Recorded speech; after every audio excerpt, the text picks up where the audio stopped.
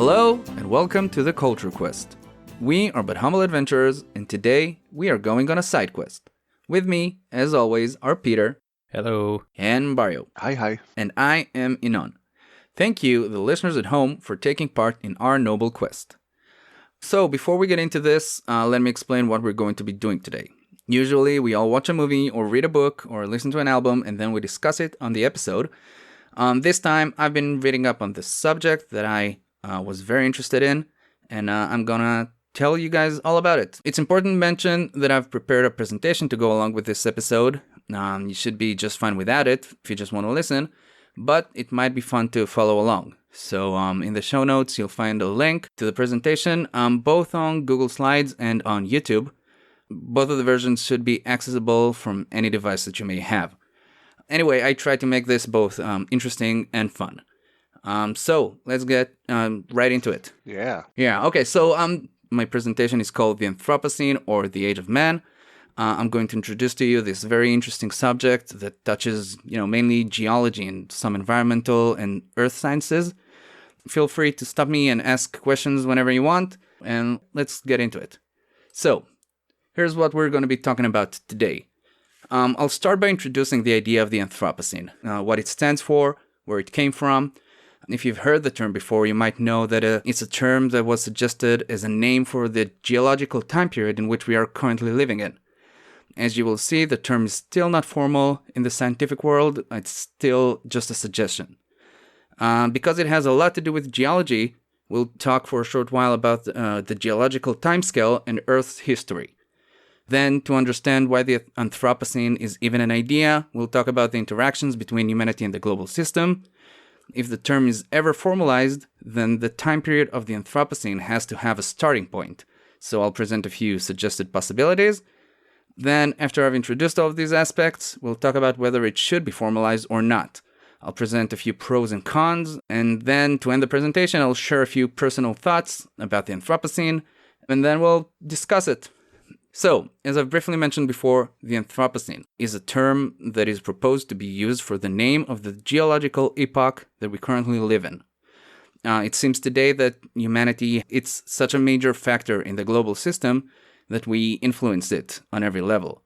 So much so that there's evidence that our impact is taking us out of the Earth system typical of the Holocene epoch. We'll talk about the Holocene in just a second, I'll explain what it is. But the main idea is that humanity has caused changes to the world that are not natural, if you will. And so it has been suggested to name the current epoch after us, the Anthropocene. Let's talk about the term's etymology. The term is made of two words. Anthropo, which in ancient Greek means human. We've talked about that word a while back, I think, in our trivia episode. We weren't sure if anthropo is specifically human, or maybe it's bigger than that, maybe it's something else. So now we know anthropo is specifically for humans. It's also used in anthropology, the study of humans. The second part of the word, scene, so the scene comes from the ancient Greek word kainos, meaning new or recent, also used in the Holocene, which again, I'll talk about in a second. So the term Anthropocene was first suggested by Paul Crutzen, a Nobel Prize laureate, in a paper called simply The Anthropocene, which came out in the year 2000. Before his suggestion of the term, other terms were suggested. Some examples are the noosphere, which means the sphere of reason, the Anthropozoic era, or the Anthropocene. But basically, it is accepted that these suggestions are based on specific aspects of humanity's impact on the global system. It's also believed that these terms were suggested before we could really understand all of the aspects of our impact on the global system. So I'm going to try and show that the Anthropocene is meant as an all-encompassing term, which puts it in a bit of a different level than the other terms. Let's talk about geology and figure out what the geological timescale is. The geological timescale is a system of chronological dating that is used to describe the timing and relationships of events in Earth's history. The basic time units are eon, era, period, epoch, and age. If you're looking at the presentation, on the right side of the screen, you'll see the Earth's history in the geological timescale format. And it's important to note that, like the definition mentions, each of these time periods was not just arbitrarily chosen. They were defined based on evidence that was left, usually by a major event. I'll go over the timescale a little bit specifically in a bit. So, who decides what counts as a period of its own and when it begins and ends? So, let me introduce to you the International Commission on Stratigraphy, or the ICS. Stratigraphy is the branch of geology concerned with the order and relative positions of layers of sediment and their relationship to the geological timescale. The ICS's primary objective is to define global units of the International Chronostratigraphic Chart that, in turn, are the basis of the International Geologic Timescale. So, after Crutzen suggestion gained traction in 2008, the Anthropocene Working Group was established as an ICS subunit. The Anthropocene Working Group, or the AWG, their role is to advise on the formalization of the term and suggest clear markers that can signify possible starting points to the Anthropocene. Let's quickly go over Earth's history and see basically how it works. I'm going to go through it without really going too deep. There's a lot more to say about each bit of it, but not all of it is relevant to the Anthropocene. So, between 4.5 billion to 4 billion years ago, the Earth was in the Hadean Eon. Obviously, a lot was different back then. The atmosphere was rich in carbon dioxide, the atmospheric pressure was very high, and it was very hot. The average surface temperature on the Earth was 230 Celsius or 446 Fahrenheit. The Earth was covered by liquid oceans, and if you're wondering how liquid oceans were possible in such a hot environment, well, the answer is that the atmospheric pressure was 27 times higher than it is today, and that affects the boiling temperature of the water. The Hadean Eon is named after Hades, the Greek god of the underworld. That's just a nice little tidbit there. How do researchers realize that that time was? Is this according to like layers within the Earth, or? Definitely. All of these eons, all of these time periods were determined by layers in the strata. The oldest stones, oldest rocks that we can find on the Earth have markers that kind of point to that being the case. You can see specific minerals they occur in nature only in these types of conditions. Okay, yeah, I get what you mean. I guess it's also a function of how deep you can dig, right? Definitely. This is based on the best knowledge we can find. So essentially, like, you can find, for instance, minerals which could only exist if for certain conditions, and those conditions, obviously, they can use to sort of deduce other facts about the world at this time. So that's how they would get sort of these probably more definite sort of outcomes, such as liquid water oceans covering the Earth and stuff. It's a big leap to go straight there, but obviously there's probably a lot of precise measurements that come along the way. Yeah, this is because of the all the sediment and everything keeps moving, so a lot of the evidence gets recycled back into the middle of the Earth. So this is the part in Earth's history that we have the least amount of data on. So maybe this has a bit of guessing in it as well. You can only really get the data on stuff that you can reverse engineer, if it's been washed out too many times, then it's sort of lost, isn't it? Yeah, exactly. So after the Hadean Eon, we have the Archean Eon, which started 4 billion years ago, and it ended 2.5 billion years ago. In the Archean, life on Earth began. There is evidence of the first organic molecules, and in this eon, bacteria have ruled the planet. An interesting side note is stromatolites. These rock formations in the shallow waters are layered columns formed by the growth of layer upon layer of cyanobacteria. Fossilized stromatolites around the world are the records of the ancient life on Earth. So basically, a few bacteria settled down, and generation after generation, they built on top of each other until we had these stromatolites. We can still find some of these fossilized all around. I think we have some in the Caribbean, some in Australia, but there are places where we can still find these bacteria growing in this type of form. Do you know much more about the prokaryotic cells? Is that is before the eukaryotic, did you say? Exactly. Prokaryotic, they're the basic type of cells. They're one-celled life forms. Basically, they don't have organelles.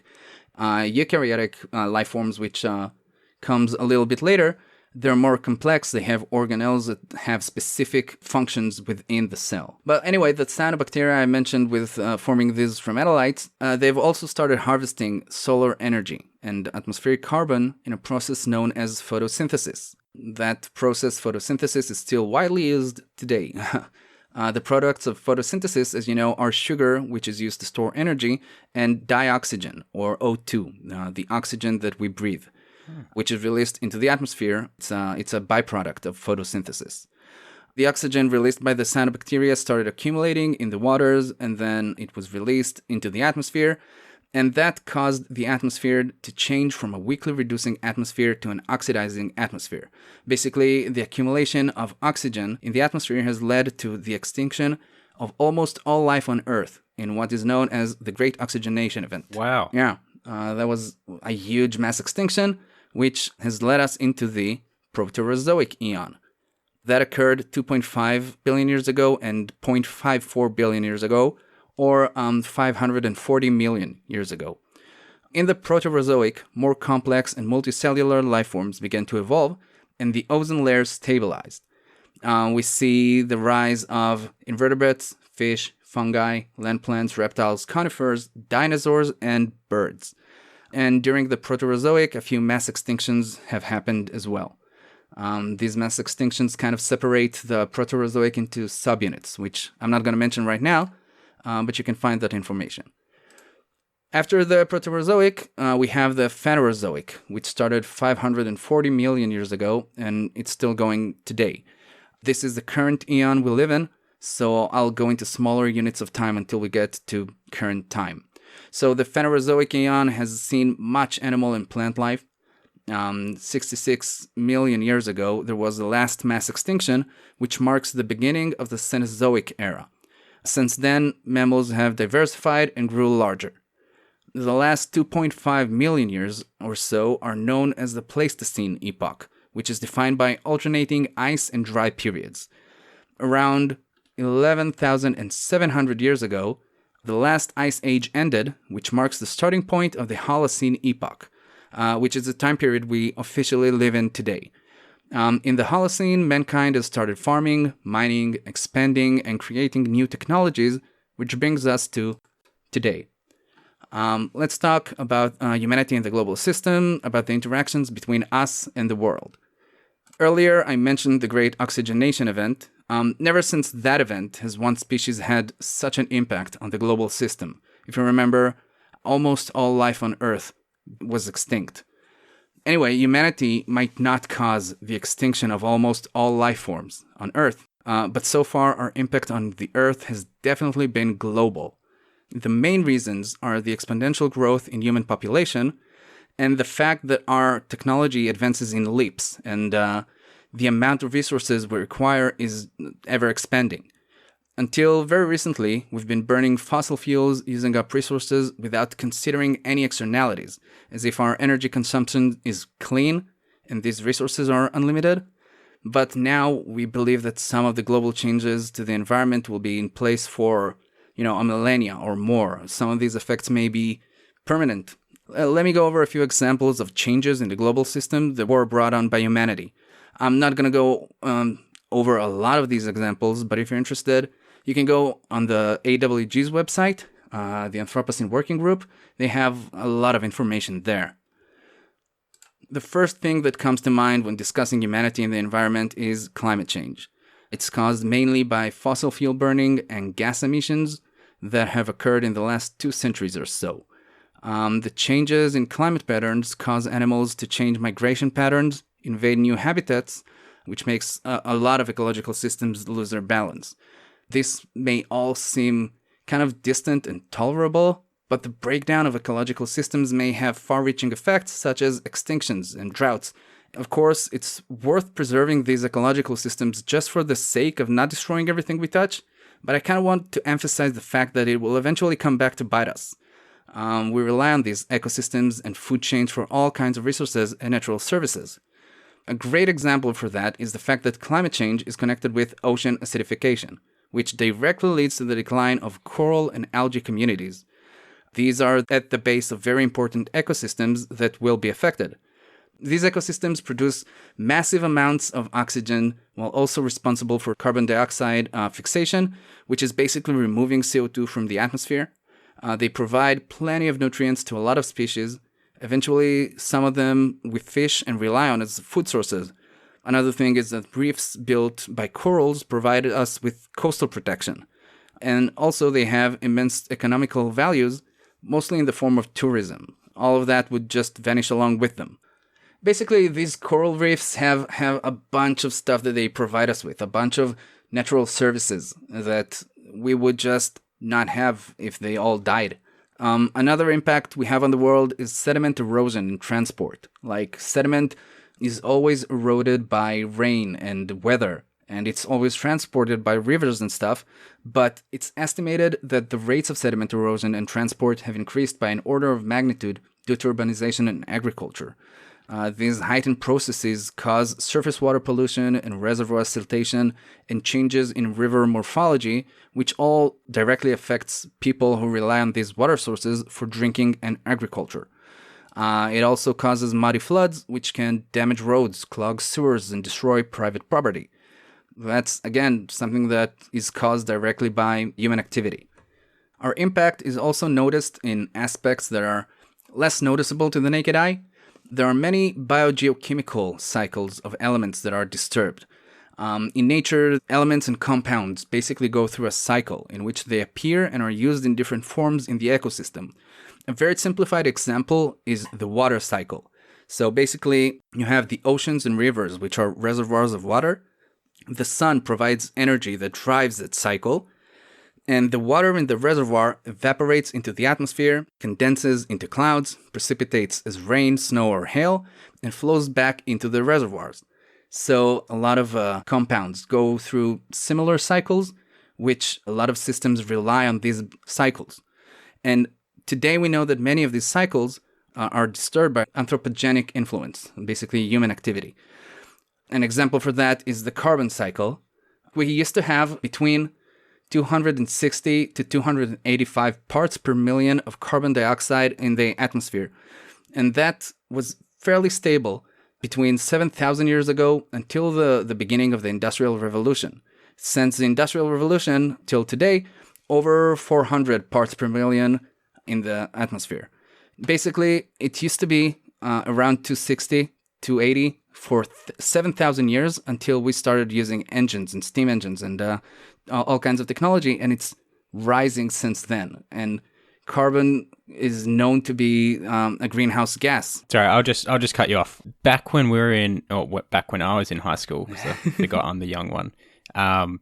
Basically, every day was like the teacher trying to prove climate change to us, and by the end of like year 12, which was the second year of upper school in Australia, it was like everyone was sort of on board. At that point, it was just undeniable. And we'd always check the parts per million for the carbon dioxide and stuff. And I think, I'm not sure the exact date, but I remember like it was during my learning that it went over 400 parts per million. It was a bit of like a milestone. Bad milestone, but still milestone. These measurements were taken in Mauna Loa in Hawaii. I think they started in 1957. And they noticed the rise of carbon dioxide concentration. The evidence for the 7,000 years of basically stable carbon concentrations are from ice cores, from Antarctica and stuff. Yeah, because you can just dig down and then you pretty much have a time capsule. Exactly. You basically have it frozen. Do we know what happened before 7,000? Or is that just where we can get it from the ice? I think there's evidence that goes back, and we know that there is a cycle that goes up and down in terms of carbon dioxide concentrations. Like, I think peak levels were 1,200 ppm. Wow. But the thing is that by looking at these evidence, you can see how much time it takes for the carbon to build up in a natural way. And the rate of carbon dioxide accumulation in our atmosphere is nothing natural. It's wild. It's so much faster than it would be naturally. Hypothetically, if you were to map this on a graph, every day would just be, it'd be almost the same. Yeah. Like, it'd be 350, 351, 351 for like a million days. And then it would go up by one more, and then another million days. But us, it's gone up like significantly. Like in 100 years, it's gone up. Like you would never get in before the Industrial Revolution. You'd never have any period where we go up this quickly in It's this. basically like if you zoom out on this graph and you look at the last few million years or so, it'll look like hills. It goes up, it goes down, it goes up, it goes down. But then you reach the Industrial Revolution and there's a spike. Like almost immediately as well. Exactly. Well, pretty much immediately, because 100 years on like a time scale of like nothing. Is really nothing. Yeah. Another interesting cycle that we've interrupted is the nitrogen cycle. The concentration of reactive nitrogen in the atmosphere has risen by 120% since 1913, the year in which we have started to use the Haber-Bosch process as a nitrogen fixation process, which provides us with ammonia, which is used in many industries. It's basically a process that allows us to fix nitrogen from all kinds of sources, and we use this nitrogen for a bunch of different purposes. And another interesting thing is the concentration of phosphorus in soils, which has doubled due to fertilizer use.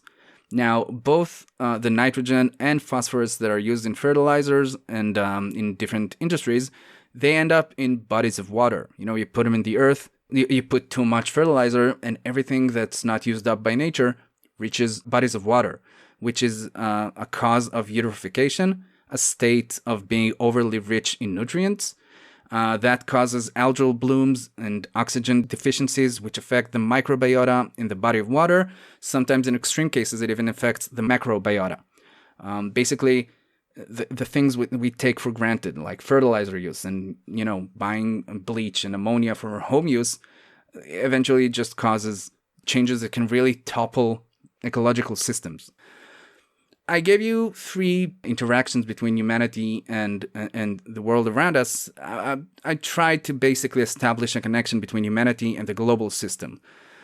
So let's move and talk about a few practicalities when considering the idea of the Anthropocene. So when you define a time period, you have to have a starting point to it. You can't just say, okay, now we're living in the Anthropocene, right? And due to the fact that time periods are connected by major events usually, extinctions being the most common ones, I think it kind of puts Anthropocene in a weird perspective. We're comparing our impact on the Earth to major extinction events. Now, I'm not saying that this is not a good comparison. I just wanted to emphasize that point. So, when defining a new time period, basically we're looking for a golden spike. And a golden spike is a geologic marker created by a global event that leads to long-lasting global changes that can be used to indicate a change in a geologic time division. Like basically, a golden spike is something that we can relate to a specific time period, and it's geologically evident, like we can see it in the strata. Like I said earlier, it's not an arbitrary choice. So, when it comes to the Anthropocene, there are 2 schools of thought. The first stands for choosing a point that is in humanity's recent or earlier past as the starting point of the Anthropocene. And the second stands for choosing a point that is in the future, like one that we can point to as an absolute point of no return. But the first one is much more popular. It's much more likely to be chosen out of the 2. So I'll focus on that one. So let's discuss potential starting points and markers, or golden spikes, for the Anthropocene. So a very popular suggestion is the year 1950. There are quite a few candidate markers for human activity that stands for that time period. One big one is plastic. It's been mass-produced since around the 1950s. It is found now in almost every environment on Earth, including the deepest parts of the ocean. There's this guy, Victor Vescovo. He went down to Mariana Trench in the submersible vehicle. And Mariana Trench, if you don't know, that's the deepest point in the world's ocean. It's just under 11 kilometers. He claims that when he went down there, he found a plastic bag there. And I think that's the 3rd report of plastic in Mariana Trench. Basically, we find plastic everywhere. And due to the fact that plastic is an artificial product which has a considerable effect on the environment, and it is long-lasting in the environment, so it's a very popular potential marker. Other possible markers are aluminum and concrete. Both are widely used. The aluminum that we use industrially is not naturally occurring, which makes it as artificial as plastic, and 98% of the production of aluminum took place after the year 1950. Concrete, while invented by the Romans, saw its uprise only after World War II. Both are suggested as markers for the Anthropocene and are referred to as technofossils. And one other very interesting suggestion is nuclear processes byproducts. Nuclear weapon testing began in July of 1945.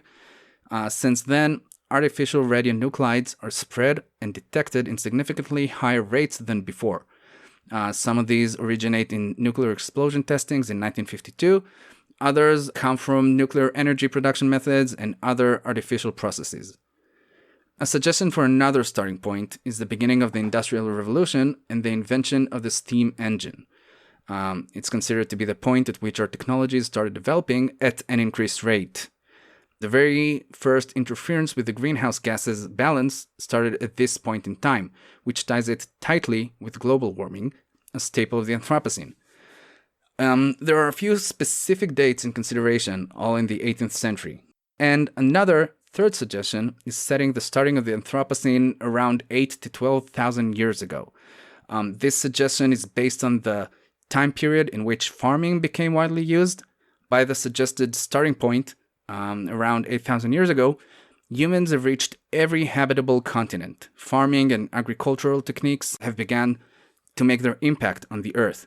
The main example is clearing of land for agriculture and animal husbandry, which both have influenced habitats and biodiversity and basically have led to extinctions. Science shows that around 83% of wild mammals have disappeared since the beginning of civilization, both due to decreased populations after the recent ice age and also pressure from hunting. So remember, the Anthropocene is based on our impact on the global system, and an example of an extinction that these ancient humans caused that had far-reaching impacts is the Diprotodon, or the giant wombat. Peter, have you ever heard of it? I think I have. Was it in Australia? Yep. I just looked up the Diprotodon. Yep. It's like the size of a mammoth, maybe a tiny bit smaller, smidge smaller. Oh, so smaller, it is a giant wombat. The same size. Very, very big. Very cute, though. Very cute. It's a species that is believed to have kept the biomass levels in Australia's bush under control. After it was driven to extinction, the wild flora is believed to have grown uncontrollably, leading to a series of widespread bushfires that have caused degradation of habitats and further extinctions. And I think, you sometimes hear about an idea that stands for returning to our roots or returning to nature, as if back then we lived in harmony with nature, as if that balance was only recently interrupted. But our influence on nature is apparent for thousands of years back, for better or for worse. Let's move along and talk about the formalization of the Anthropocene. So, it goes without saying, but there is some opposition to the formalization of the term. Some geologists claim that there isn't enough evidence for humanity's impact on nature. Basically, other time periods have easily had hundreds of thousands or even millions of years to accumulate markers in comparison. The Anthropocene is basically still very young. Some say, and rightly so, that the time periods were always named retroactively, and that has advantages, like we might still be only taking the first few steps in a new age, and who may guess how things will break out and what will be the defining features of this time period. And some even claim that the Holocene is, in a way, already the age of man. The Holocene, like I mentioned earlier, started when the last ice age ended, but nothing sets it apart from earlier interglacial periods, except the propagation of humanity and the spread of agriculture. So basically, the only thing that separates the Holocene from other dry periods is us. So why not call the Holocene the age of men? But, Anthropocene supporters claim that the difference is that the Holocene's starting point wasn't directly influenced by humanity. And another interesting claim is that talking about the Anthropocene is a waste of time and resources. Basically, naming this time period won't change the way we do science. It's just a name. We are already using the suggested markers as measurements of environmental factors.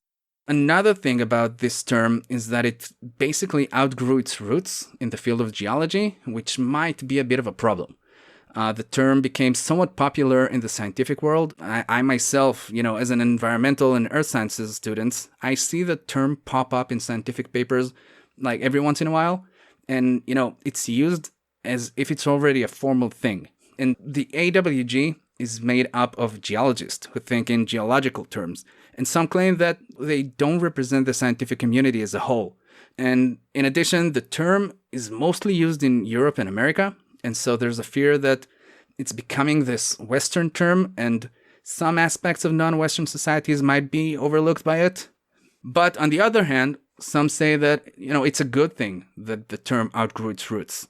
It's considered to be this single word that stands for all of humanity's interactions with the Earth. The term sparks conversations that touch geology, environmental, and earth sciences. It considers local and global factors. It contemplates both the past, the present, and the future. And so it's become this all-encompassing term that includes a number of ideas, a number of concepts, something that puts it apart from previous suggestions to renaming the current time period, as I mentioned earlier. Another pro is that the effect that this term has will probably be strengthened by formalizing it. Official support from the scientific community may raise public awareness to more aspects of our existence. There's more than just climate change, which everyone's talking about today. Like, we can't just solve climate change and we've done our bit and let's go home. There's more than that. And, well, this is why some scientists want to avoid setting the starting point of the Anthropocene thousands of years ago, because it might make it easier to live with the consequences of actions that took place in the distant past. Okay, let's talk about the question, should it be formalized? Obviously, it's up to you to form your own opinion on the matter. But I think that this question sort of became this side issue to some people. Like, the effect that the term is already evident, at least in the scientific world. Including the Anthropocene discussions helps raise questions about our existence and future challenges that we may face. I also think that, even if it ends up not being a formal thing, it won't take back the effect that the term already has, and I think people will still keep using it anyway. And, well, I told you a bit about it, and we talked about formalization. Let me tell you where the process of formalization is today. We talked about the AWG, the Anthropocene Working Group, that are tasked with the job of basically advising the ICS on this decision. So in May of 2019, the results of a binding vote that was taken by the members of the AWG were released. They've published the results of the vote regarding two questions. The first one, should the Anthropocene be treated as a formal chronostratigraphic unit? Or basically, should it be formalized? And, well, 88% were in favor. That's pretty good. Of formalizing the term. And the second question was basically, should the marker that signifies the Anthropocene be one of those suggested for the mid-20th century? And again, the answer is 88% in favor. Now, everybody's thinking that the most probable marker for the start of the Anthropocene is the nuclear byproducts that I've mentioned. Anyway, the report, which is available on their website, also mentions that the Anthropocene Working Group is in agreement that enough evidence has been collected to set the Anthropocene apart from other time periods. They've also agreed that the term has proven useful. And, well, today there are still discussions regarding the importance of formal geological term. All in all, it seems that the Anthropocene Working Group are approving of the Anthropocene. It's important to remember that they'll pass their findings and results to the ICS to make a formal decision. They don't have the final say. Well, here are a few personal thoughts to kind of close with. First, I like the Anthropocene and what it stands for. I think these are important subjects that need to come up. But despite that, I can't help but sometimes think that naming the time period after ourselves, it's a bit self-important. No one will know or judge it or anything, it's only us here. I don't think it's a good enough reason to be against the term, but it just feels weird. I wanted to mention that. I think that the fact that people are already using the term in scientific papers is a big factor in the Anthropocene Working Group's decision to support the formalization. If the term becomes just another word in the scientific lexicon, then it doesn't really matter if it's formal or not. It might be just easier to go along with it. And one last thing, the term is concerned with global aspects of humanity's impact. Whatever the answer to these questions may be, These issues cannot be handled locally. We can't face them in some parts of the world. It has to be bigger than that.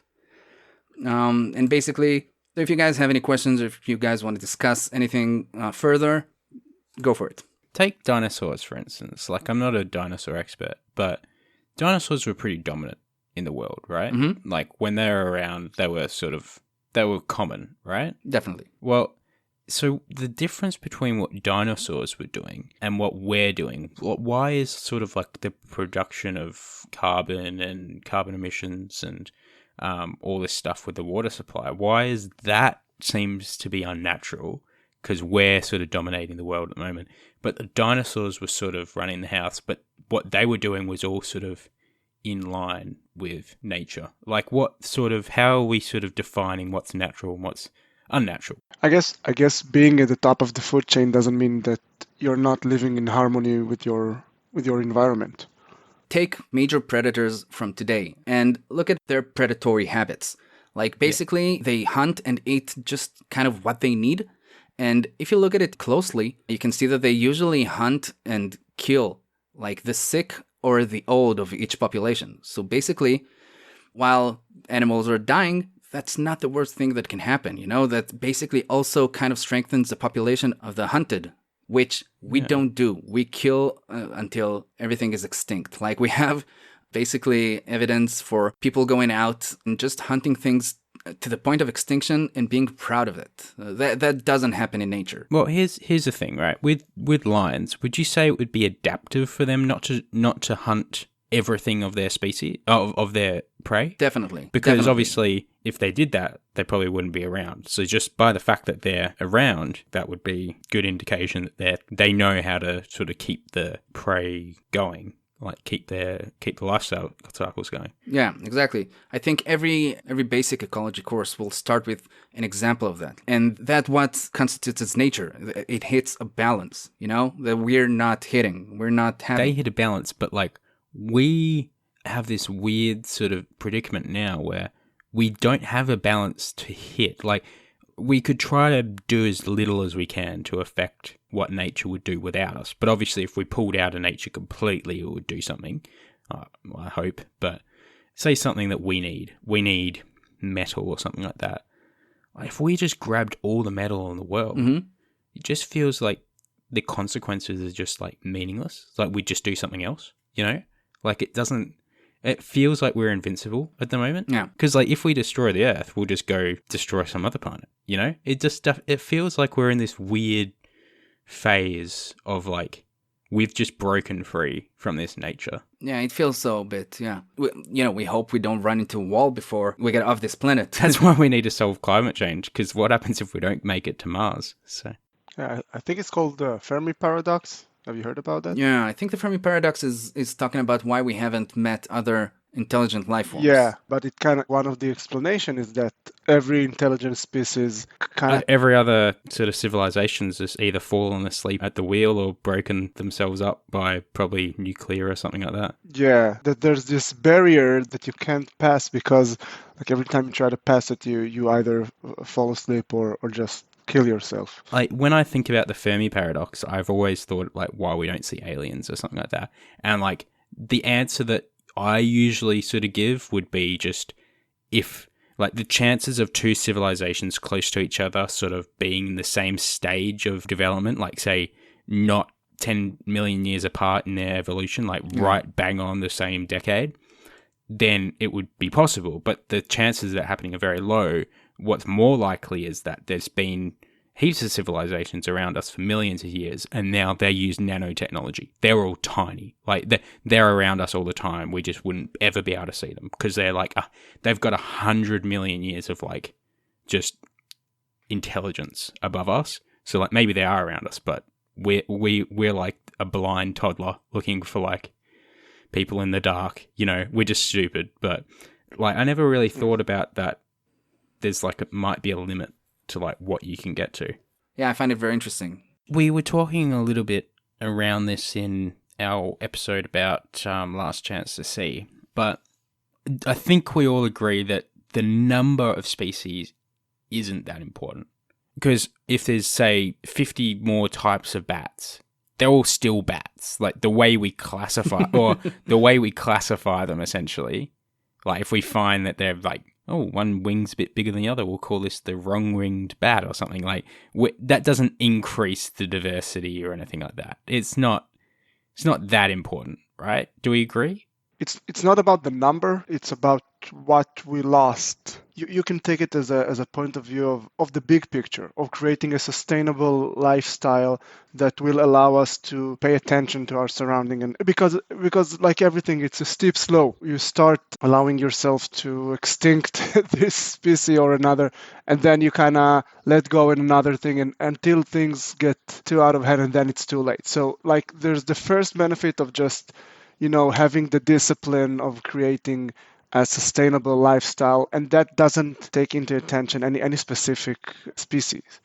So that's point number one, I think. Point number two is that as much as we're smart and great and definitely the dominant species on the planet, we can't create life out of nothing. And we have these specimens of things that developed for millions of years, and it's like burning books, like at the end of The Last Chance to See. That's pretty much what the story also says, that you're kind of burning books with the knowledge of the world, at least. It doesn't matter if you lost 30% or 50% or 70%. The number doesn't really come into play here. It's mostly about the way that you live. I feel like I agree. Like when people say something should be sustainable, it's just like you automatically just want to agree. But I'm just trying to like sort it out in my head, right?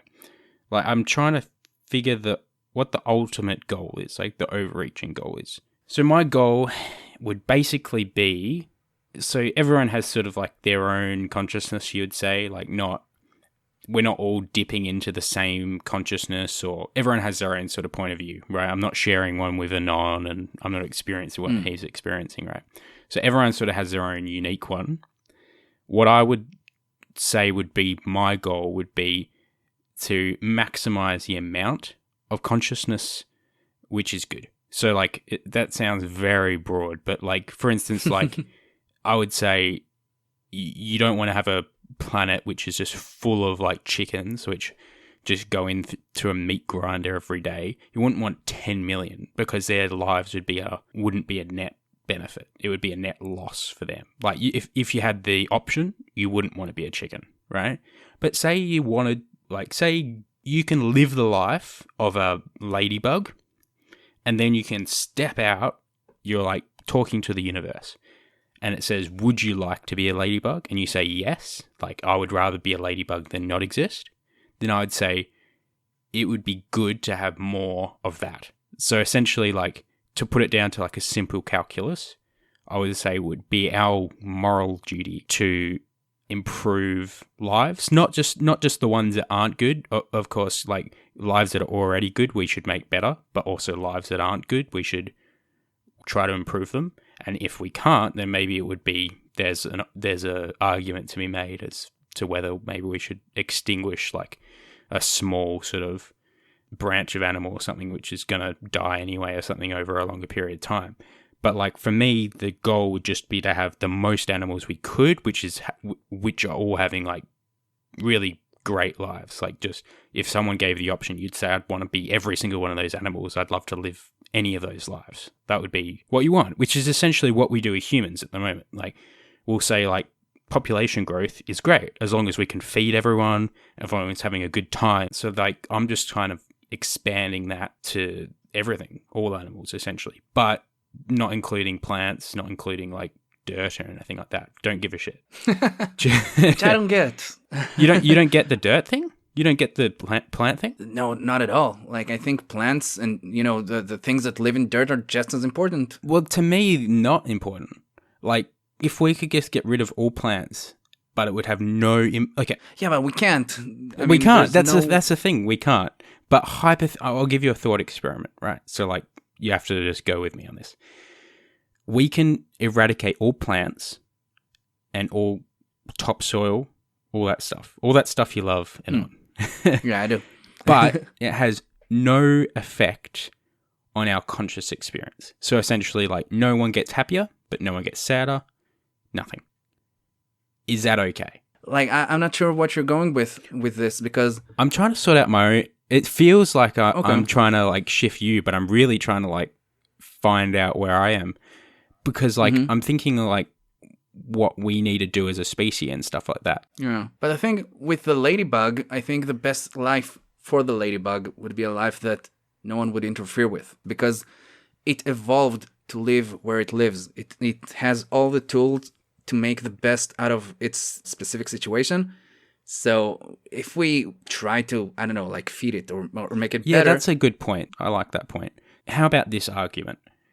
Evolution has been playing a role since prokaryotes, right? Yeah. So for instance, like evolution isn't suited to give you a good time. Like evolution wasn't on a path to Netflix. I totally agree with Netflix just arose naturally, right? Netflix is a survival adaptation. Quote me on that. But here's the thing, right? Like all these animals that have learned to survive over millions of years, like much longer than the drop in the water that we are, right? Then if we interfere with that, then we're interfering with their way of life, essentially, right? Yeah. And we're only one species affecting 7,999,999. It feels like the one person who walks into a party and just annoys everything, like just disturbs the mood, music's terrible, everything, right? But I actually kind of agree with that after saying it. But is there any argument which you could say which would be humans have such a broad consciousness, like we can experience so much more than some animals? Like I don't know how much of a life a fish really has, you know, like a fish can't experience like podcasts, they can't experience movies and all this stuff. Like they might that we know of, yeah.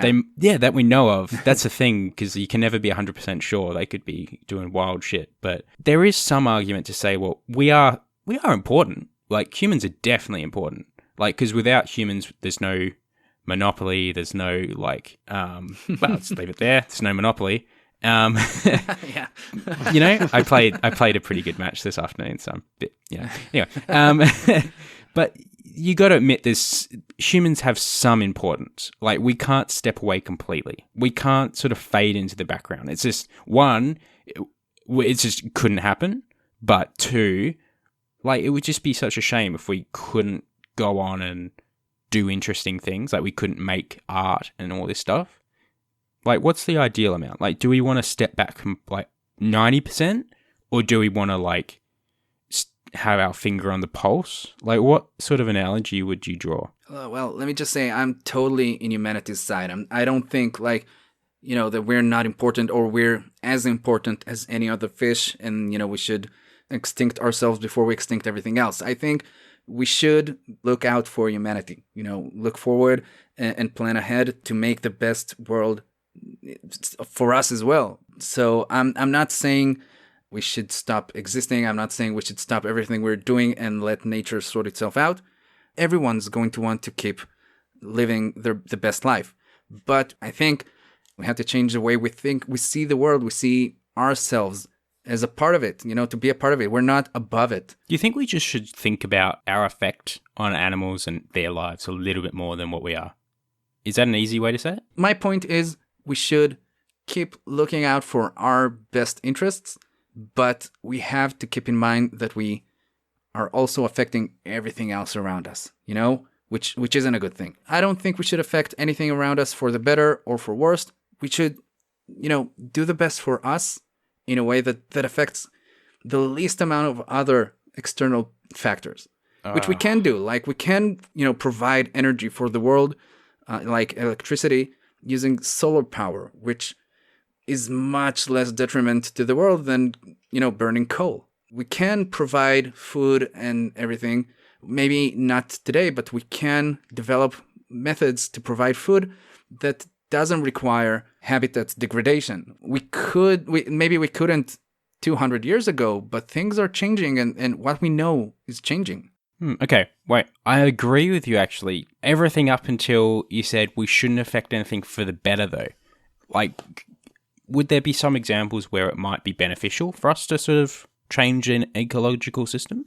I don't know. Like, I don't think so, though, because all of these systems, the rainforests, the coral reefs, everything has developed without us. I actually 100% agree when it comes to rainforests and coral reefs. But what about like how we keep track of some animals in the wild? Like, so some animals are just naturally, like, I would like to optimistically say we have an not every extinction event is because of us. What happens if an animal is sort of going extinct and we could find a way to help them thrive? What about that? Maybe the fact that it goes extinct is what's right in nature. You know, it's what keeps the balance in nature. It's bigger than that species, you know? That is very Marcus Aurelius of you. Well, my cucumber is sweet.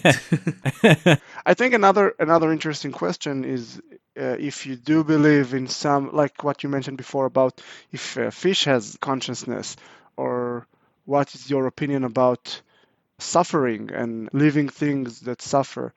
Like, is it okay in order to save pandas from being extinct that you make their individual life miserable? Is that okay? For me, it's a definite no.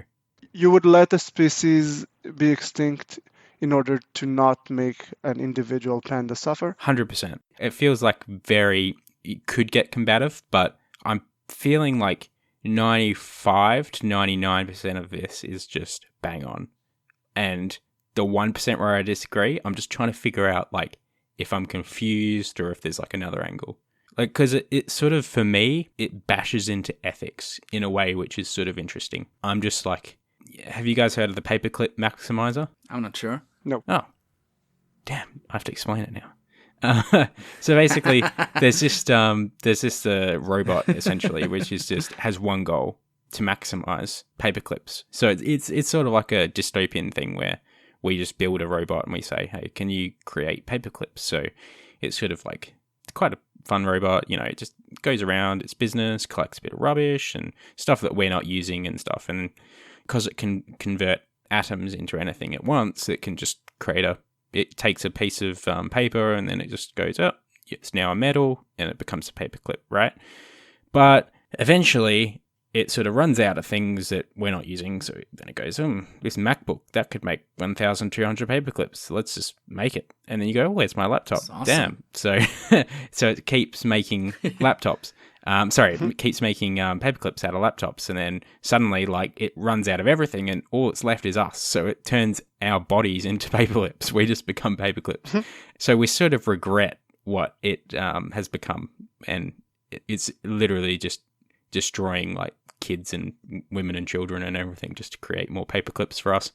But the reason I bring it up is because, like, I feel like a bit of a paperclip maximizer in this, but I'm just a consciousness maximizer. So all I want is good consciousness, because obviously you can have a bad life. So any good life to me is just a net win, and anything else that comes behind it doesn't concern me too much, as long as there's more people or more animals and they're happy. So that's why I don't really care about plants. However, there's like this second step where I agree that the ecology is so important, and understanding these systems is so important, and understanding more so than just stepping away, but actually knowing what an input would actually output in these systems, like the water cycle and everything, that I think it's in our best interest, even if we are a paperclip maximizer of consciousness, that it's in our best interest to also be stewards of the environment. I just wanted to say that, you know, as an ecology, environmental sciences student, it's just amazing how far away we are from really understanding these systems, you know? You kind of start by thinking, we know so much, we know all the basics, we just need to fill a few gaps and then we're there. But it's so much bigger than us. It's so much, like, I'm not saying that we won't ever be able to understand them, but at the moment we're so far away from really knowing what's going on out there. Well, here's another argument, right? Yeah. Maybe my last one. As much as I say I want to increase all this good consciousness, right? Maybe it's Darwinian to not think about that. Maybe it's actually advantageous to the world to actually care about plants. Like, it might actually be better for people to care about plants. Because think about it, 100 million years from now, we might not be around if we just want to, say, make everyone fat and happy. Maybe it's better for us in the long run. Maybe we can't see it, but maybe it's actually better if we care about how much stuff there is in the rainforest. Maybe it is actually important. For instance, take some religions, right? Religions who don't eat pork, right? Many, many years ago, before there was like fridges and stuff, that was important. Like, the reasoning for it might have been true, might not have been, but super important. So they were playing it on the safe side. And now they're doing well because they actually avoided pork. It was actually a survival adaptation to not be eating meat that could, kill you. What happens if almost like in a religious sense, maybe where we need to protect the environment almost as like gospel, and even though it doesn't seem like we don't see the benefit of it now, maybe in 500 million years, maybe it'll be something that saved us. And maybe in 500 million years we can say, well, you can eat pork again, guys. We found refrigerators, created them and stuff, but maybe in 500 million years again, we can say, well, do what you want to the environment. We got it all controlled by AI and stuff. So whatever you do, it'll just be like, it'll bounce back like a trampoline. So maybe this is something we need to do. Maybe we need to play it on the safe side. I think it's an interesting comparison because there's definitely a place where what we do now is because we lack understanding. Yeah, we lack the understanding and the technology to prevent the worst sides of it. I think I read somewhere that not eating pork was very political at that time or something like that.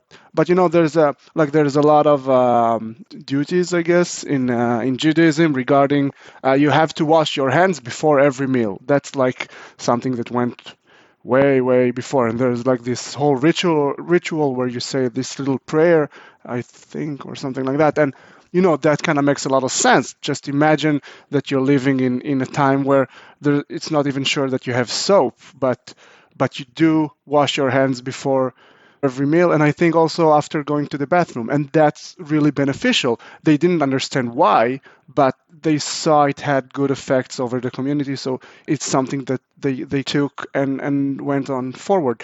I think it's probably will be the same regarding our duties regarding the ecosystem, but the main differentiator here is that it's for a much longer run, because when you wash your hands, then the community in that lifetime can see that there's less mortality over some certain diseases or some illness drop.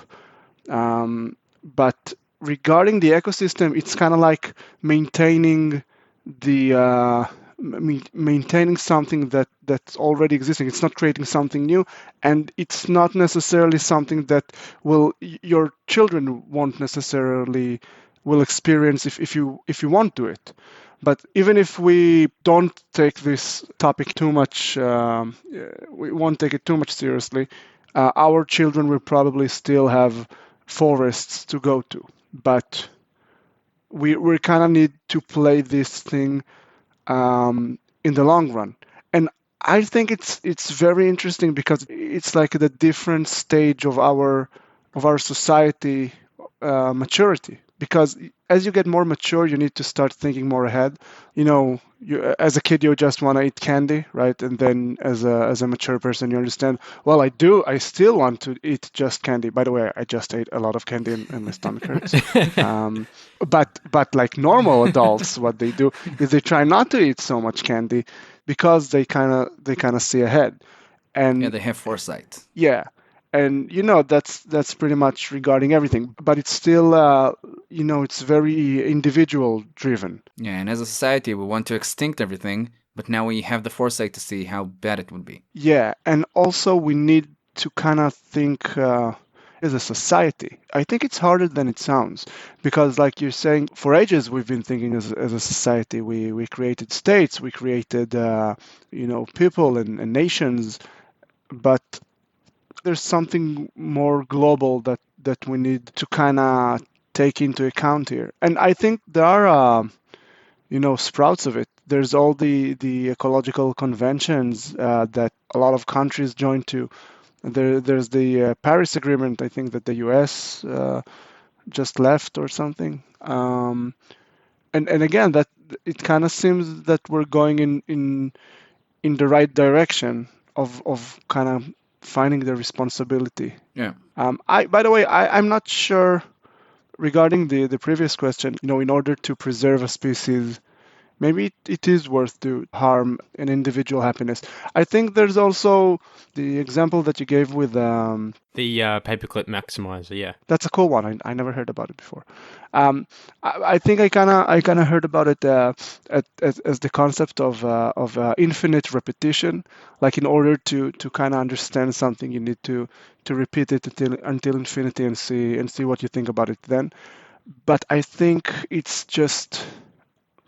I read it at some book that they say, well, look at the French Revolution. It's all very romantic and everything. But if you had to do it all the time, then it's pretty horrible. It's not something that is sustainable. It's a bad thing. But that's kind of like reducing things to the very act and kind of forgetting everything around it. And I think that's kind of the point here, because there are certain conditions where you need to kind of be mature and look ahead and try to understand what's the greater good here, and it doesn't necessarily means that this is now that like this is not the norm that you kind of repeat until infinity. You won't make everyone suffer in order to save a species, but you may want to keep that panda in a cage in order for its children to be able to go back to the wild. Yeah, that's a good point. It's sort of how I feel, like, this is the SJW in me, but I kind of feel like the environment is how I feel about companies.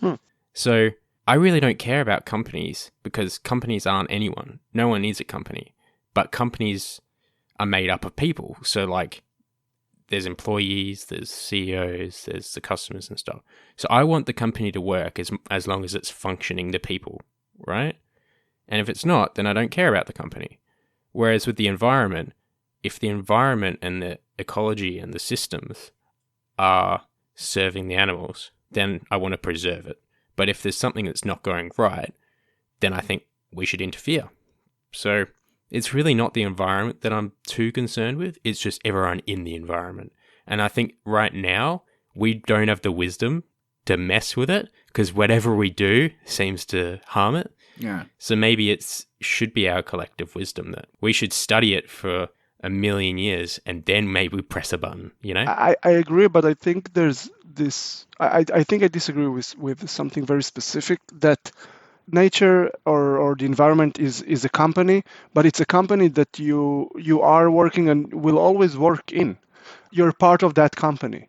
There are all kind of companies, right? There's Google, there's Amazon, there's Apple, and to each its own. Like I don't really care what will happen to them, unless I work at that company or I have stocks in that company, and then I start to really care about what's going on there. So you're saying we're all in the same company in this situation? We're not individuals that live alongside the environment. We're individuals within the environment. Yeah, that's a good point. And because of that, you will always have to care what's happening here. And it's not like losing your job and finding a new one.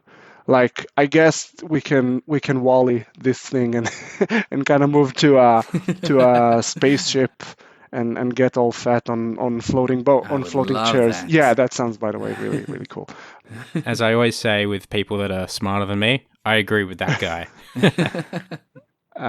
But until then, and even then, we won't want to lose this job.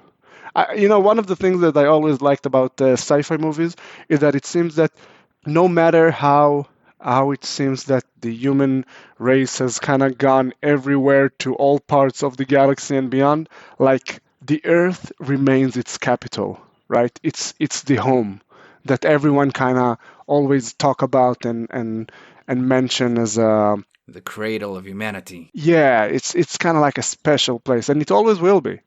Even when we'll find these solutions, and I think it will be a good call not to completely destroy it. Let's play it on the safe side. Like, let's not destroy ourselves just in case. Well, let me ask you guys, would you vote in favor of officializing the Anthropocene then? I would. And the main reason, without understanding all the geology behind it, is that once you coin the term, then everything sort of follows, you know? It's just one of those things, like as soon as they were talking about quantum gravity, then all of a sudden all the books come out about it, you know? So it's one of those things where I think sometimes you need a bit of branding just to be able to kickstart it. My initial tendency was towards no, because like it's still really early to say, but I agree with Peter. I think there's a specific benefit, like actual benefit for these times to kind of coin it and be able to reference it, for different topics. I think if we coin it too early and then we do all this research and stuff, and then a million years later it's all thing, no one's going to care anyway that we named it like a couple years early. But I think it will do more good than harm. Yeah, that's where I stand. Like I said, it seems a little bit self-important. It's way early to call this age the Anthropocene, but yeah, I think it has a good effect to it, and basically that's what we need. And also, it's being used today, and I see it a lot in papers, and every time I see it, I think they're using it, and it's effective. It does a trick. Why do you think it's a self-importance, or is it why is it bad? Because we're kind of important, I think. Yeah, like I said, it's just a minor thing. It's nothing against formalizing the term, but it's just funny to name like the entire time period after humanity. Like it's like saying, okay, we've noticed that we're destroying everything, so let's have a party in our name. It just feels kind of funny. I'm not saying it's not a knock against the Anthropocene. Depends at how all. you look at it, actually, because like sometimes you could think about it as like it's putting the blame solely on us. Like it's not like the and those bloody baboonocines, like it's but so yeah, it is putting the blame solely on us. But then again, if the baboons made it the Anthropocene, we'd be pissed. That would be a shame. Yeah, I can totally see someone, who doesn't really understand the science thinking, oh, wait, is this time period the humanity period? The Anthropocene? Fucking A, we're number one. Everything was shit until humans. Yeah. Cool. So I think this has been our first side quest. I don't know, maybe we'll do more. I have one in plan. I think Peter does as well. I have one in process. And I think it's a fun format. Yeah. Absolutely fantastic job, and really good. Thank you so much. Actually, let me tell you how I started reading about this. Last year or maybe 2 years ago, I needed something to fill my time with. I was really enjoying when I was in college, like learning a lot of things, but I kind of felt like I wanted, choose what I'm learning, use my mind for something that specifically interests me. So back then I started writing this blog where each blog post was basically an article. I chose something I was interested in, researched it until I felt like I knew enough about it to explain it, and then I wrote about it like a 2,000-word article. And when I started the master's degree, when I started university last year, I found that I don't have enough time and enough capacity in my mind to do both the thesis I'm working on and the blog. So I stopped doing it. And the last article I was working on was the Anthropocene. I was already in the late stages of writing the article. I've done all the research. I've started writing everything. But I then kind of stopped doing it. So when we talked about doing these side quests, I thought I already have a subject researched, and I found it extremely interesting back then, and I wanted to put it out there. Now I have the chance. Now it's a bit of a moment of closure for me. Cool. It's something I was sitting on for a while now. Yeah, really good. Thank you guys for listening. Yeah, for sure. I actually think that this whole concept of side quests, that could be like a podcast of its own. Yeah. I think it's super interesting to every time, like you did in the blog and what you did now, grab this topic, research the hell out of it, and just bring the interesting facts and create a discussion around it. That's really cool. Yeah, I totally agree. Totally agree. You've set a high bar. Oh, yeah, that's what I meant to do. Yeah. No, honestly, like I'm now working on another one, which won't be half as deep. Like the next one I'm doing is about a video game. So it's going in a different direction altogether. That's really So cool. how frequent are we gonna do this? Well, the way I see it, I'm enjoying working on it in the background. Like I've worked on this, the Anthropocene one. I gave it like 30 minutes a day for the last month or so. And that's, after I've done all the research and everything. So like for the next one, I think I'm gonna, I don't know, read about it 20, 30, 40 minutes a day. And when it's done, I'll tell you guys and we'll record the episode. Yeah, cool. I think if Peter got one ready, and we can also go. Haven't got one ready. I'm planning it now. I've switched my topic a little bit to something a bit more lighter, but I'm just trying to work out how I'm going to put it together, both with the technology and how I'm going to split up the segments a little bit. But this was really good one to model it on. So Yeah. Yeah, and the way I say it, if we do one every few months, that'll be perfect. Yeah. Every like couple of 3-4 months, I don't know. I think I also have one that's about 70% ready. I did it at my job, like a lecture about encryptions. Yeah. Nice. Oh, that's really cool. I'm trying to make 2020 the year of sort of learning a little bit more about tech. So that's why I went on that rant about Google and all this stuff. So I'll be very interested in that encryption. Yeah, Cool. I'll look into it. Maybe I can bring it sooner than later. Awesome. Very cool.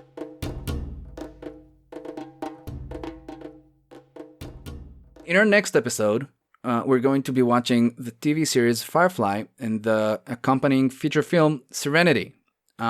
It's the first TV show that we're going to be discussing on this podcast, which is pretty cool. I think that this is a very highly regarded thing amongst, the geeks. It's a cult following, definitely. Yeah, definitely. It was created by Joss Whedon, who, well, he also did Buffy the Vampire Slayer. He did Dr. Horrible's sing-along blog. He worked with Marvel on some comics, if I'm not mistaken. He did the first 2 Avengers movies. He did the Avengers in 2012 and in 2015. 2015 didn't get amazing reviews, but I think most people will agree that the first Avengers may be one of the best films in the franchise. So that's definitely how I heard of him. I think he also worked on the Justice League movie. Controversial, but yeah. There's a bit of a disagreement about how much he worked on it. They say really? he did 20%, but people think he did a bit more. But yeah. Oh, that's interesting. I didn't know A that. discussion for another time. Yeah. Huh. Anyway, the main characters in Firefly are played by Nathan Fillion, Gina Torres, Ellen Tudyk, and Morena Baccarin, which is, it's a bunch of like familiar faces and like very endearing people, very, very fun actors. And the TV series had 1 season of 14 episodes. I think it ran in 2002.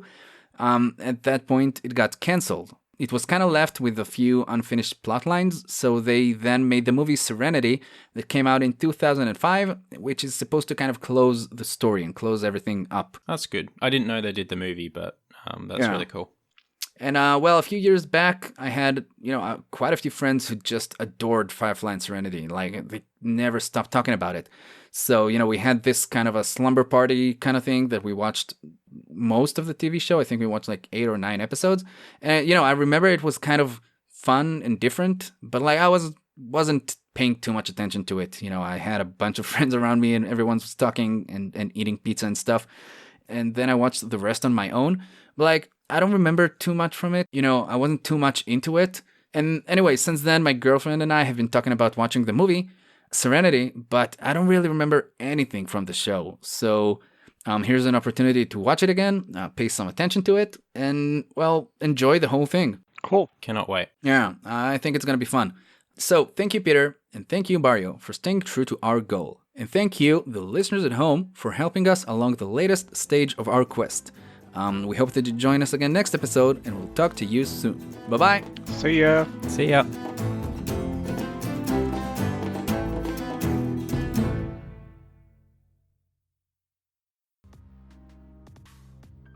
Hi, I'm Jenny, the host of It's Murder Up North. If you're curious about the murderous north of England, this podcast is definitely for you.